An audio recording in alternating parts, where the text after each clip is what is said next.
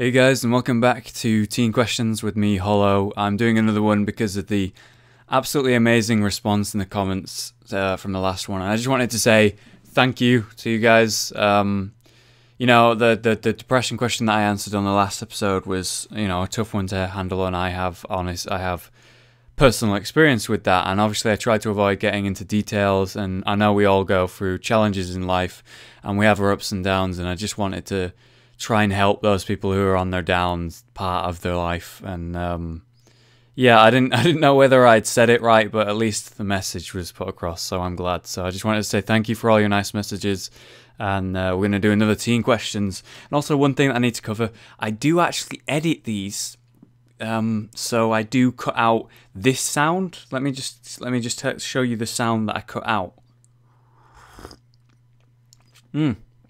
Between questions, sometimes during questions. I'll cut that sound out. Yeah, because no one really wants to hear that.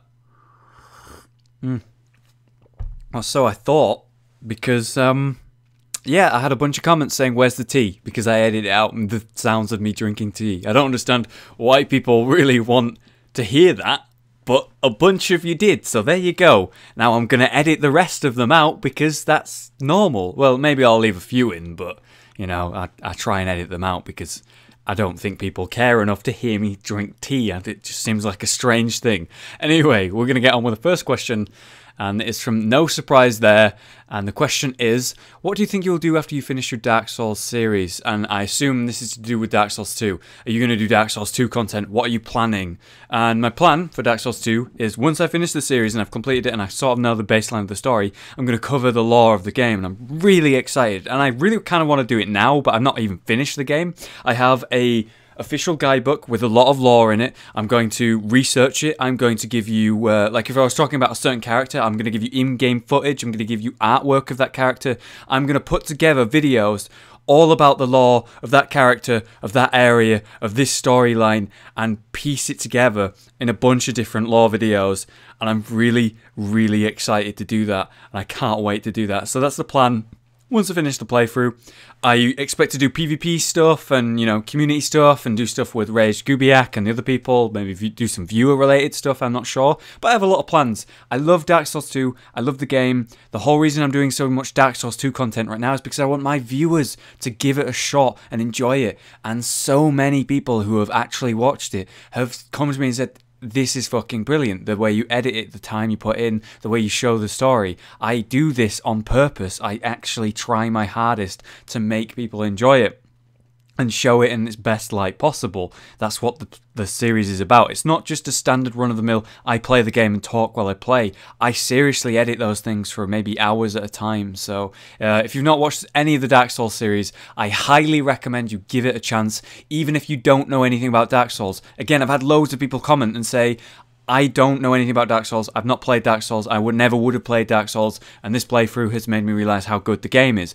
Based on mostly the story as well. I mean, the fucking lore of the game is amazing, and that is why I plan to do lore videos, because there's so much to cover. It's kind of an unwrote story where you have to piece things together based on descriptions, based on items you find, based on little hints they give you in the game, and the community builds this story up and puts it together and puts it out there, and I really want to be part of that community, and that is my goal with Dark Souls 2. So I hope I answered your question there, because I seriously went for it there. Now I'm going to drink some tea, and I'm going to edit it out, so screw you. This isn't really a question, but it's more of a quote from Jethro. I really like beating Rage at life, Hollow, 2014. It's a quote, I said that, and I completely agree. Hollow is definitely right there. I agree with that statement. Next question comes from It's Birdie. Just so you know, a fangirl is just basically a girl who creates a mental relationship with someone like you because of the info that they have from sort of what we put out there, and that's what they assume as a fangirl, and they assume I have fangirls. So I had a question last week, if you don't know.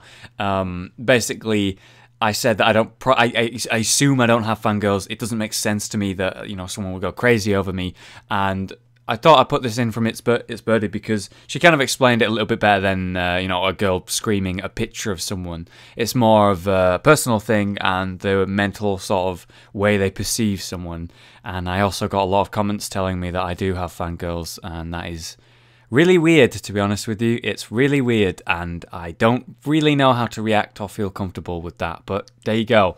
The next question's from Argy Gamer. First, will you ever play League of Legends again, just for the hell of it? And second, are you still reading The Demon Cycle? If so, what book are you currently on? So 2 questions here. Firstly, League of Legends. I've tried to play it again recently. I say recently, a few months ago, 6-7 months ago, and I couldn't do it. So, backstory. League of Legends is a MOBA. It's a free MOBA. Well, quotations free. The fucking Riot try and charge you on everything in that game. They make a lot of money off that shit. But basically it's a MOBA and it's just this type of game and it's all about PvP and playing against other players. And I love that. Competitive side of me loves that. And I really enjoyed the game. Played it for about 2.5 years. Loved it. Joined it just after the beta released. So I was one of the first, like, I don't know, time consumers in it. I guess. And I played the game like hell with Rage and a different group that I had at the time. And yeah, it was really fun. And then I quit. I tried Heroes of New Earth, and it made me quit League of Legends because I way preferred Heroes of New Earth because it was way more like original Dota, whereas League of Legends made it a bit more casual.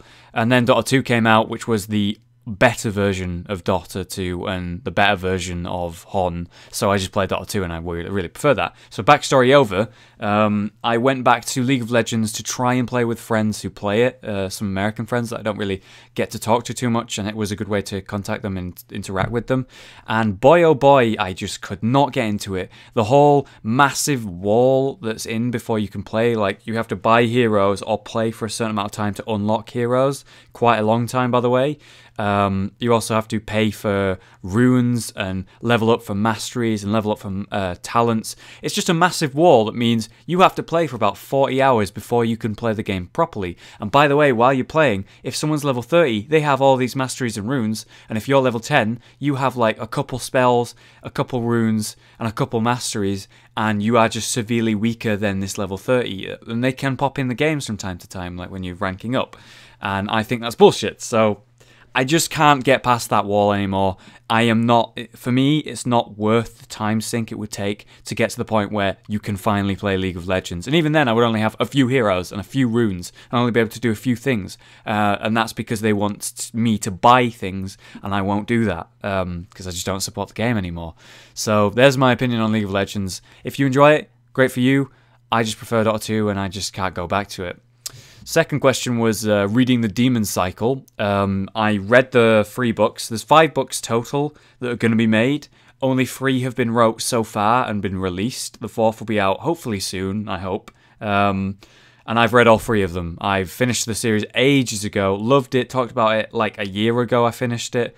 And I've been currently reading the Skullduggery Pleasant series. It's like an 8-book series about a skeleton detective and magic, and it's hilarious. The sarcasm in that fucking story is perfect. I love it. It's all about like Ireland and silly jokes and stuff. It's really like chipper and funny, and I really enjoy it. So that's what I'm reading right now. Next question from Willow Pudge. What do your parents think of your YouTube, and do they watch your videos? Well, they don't watch my videos. Occasionally I show them to them if I'm particularly proud of the editing or something I did, for example. And yeah, they just kind of go, all right, I understand that this is the thing you do. I understand this is a little bit of income for you, and it's just a hobby that you've turned into something a bit more than that.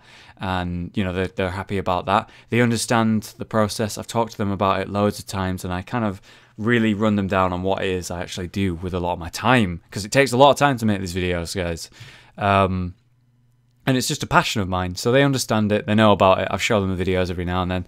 Mostly they see the stuff I post on Twitter, which is kind of scary and funny at the same time, so I'm kind of careful with what I post there, with them watching, the ever-watching eyes. So yeah, they know about it, and they understand it, and they're proud of me for sort of, I don't know, chasing a dream, I guess. Anyway, next question is from Steven. How weird was it when Josh sat down next to you and said, "I heard you play WoW"? It wasn't that weird, it was more just like, oh, alright then. And then I like readied myself, checked that whether or not this guy was a scrub, and then told him that I was definitely not a scrub, and told him my gear score and how good my gear was at the time, and completely elitist the shit out of him. He was a casual at best, and I was super hardcore. No, seriously though, I was in a hardcore guild and he was in a, not casual guild, but not a hardcore guild, and I belittled the hell out of him.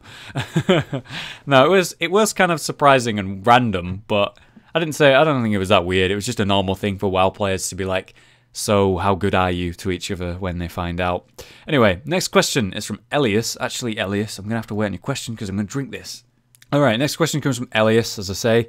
How long did it take you... talking words, can't do it. How long did it take you to get used to being called Rage and Hollow, for example? So what he's saying is, how long did it take me to be able to call Josh Rage in real life or, you know, in videos? How long did it take Rage to call me Hollow? It was pretty much instant.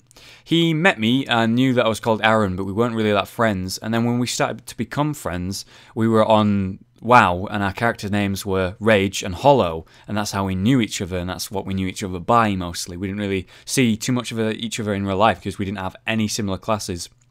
And he kind of joined the friend group that I was part of a little bit later after I met him and started playing WoW, like around and with and talking to him with.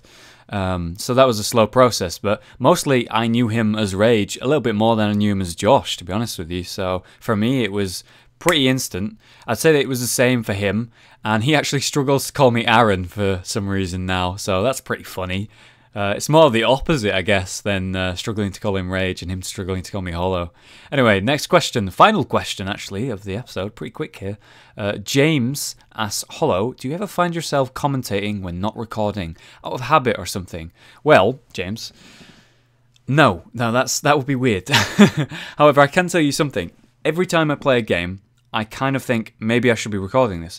Ooh, I could do this later. If something funny happens, I'm like, fuck, I wish I was recording that. If I'm playing a game for the first time, I'm like, how would I talk about this? And maybe if something interesting pops up into mind that I'm like, oh, that's a cool feature, I'll remember that and talk about it later in a video. That kind of thing. I kind of never turn off when I'm playing a game. I'm always like, how could I make this into a video and how could I make this entertaining while playing? But I'm not commentating out of habit. No way. It is definitely something you have to turn on to commentate to keep it interesting and keep yourself pronouncing things correctly and not mumbling, for example. Difficult, but yeah, just I have a kind of habit like that, but not a randomly commentating habit. That would be weird. Anyway, guys, that is all your questions for this Teen Questions. Thank you very much for watching. Again, thank you for the amazing response to the last one. If you would like to ask me a question for the next one, then leave it down in the comments below. If you need to email me about anything, the email will be in the description. But again, so I say this again, if you want a question answered on the next Teen Questions, and the best way to have your question answered on the next Teen Question is to leave it in a comment on this video. Because if you send me an email, I'll read it, maybe I'll respond, maybe I'll just be like, I've answered this loads of times, I'm not going to answer this. Or maybe I'll be like, I wish you'd answer that in the comments, because when I go back to actually read the comments on the video to get questions, I don't go look through my emails, I don't go look through my personal messages on YouTube, I go look through the comments on this video. So that's your best shot, is all I can say. So once again, thank you very much for watching. Hope you have a wonderful day, and see you next time, guys.